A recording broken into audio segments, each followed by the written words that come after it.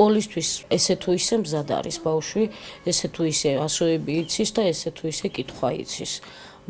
მაგრამ რა ვქნა მე თვითონაც არ ვიცი, რით ჩავაცვა, რით მივიყვანო, თუ ტანსაცმელი არ ექნება, თუ ფეხსაცმელი არ ექნება, თუ რვეული არ ექნება, რომ პასტა კალამი არ ექნება, რომ დაწეროს და რვეული არ ექნება. მართალია სკოლაში იმ ძველებს მაინც მისცემენ წიგნებს, მაგრამ ტანსაცმელსაც ხო ვერ მისცემენ.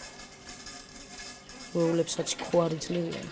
დარება ხო უნდა სკოლაში ხო უნდა იაროს ბავშვი. ქირით ცხოვრობ თამდენი ხანია, მაგრამ აქ ისეთი სიტუაციაა, რომ შეიძლება დღეს თუ არა, ხვალე მაინც მეთხრან, რომ ადექი და წადი და საცხოვრებელი მე აღარ მექნება. სად უნდა ვიცხოვრო, მეც არ ვიცი. მეუღლეა დრაბილგაზია, აი როგორც პიროვნება, რომელიც ვიღაცას შეცვლის, თუ იმას არ ასცალია, რომ წავიდეს და რაღაც გააკეთოს და ეს არის კვირაში შეიძლება 20 ლარი იშოვოს, ეგ არის ჩვენი შემოსავალი. სოციალური დახმარება გქონდა, შეგვიწყდა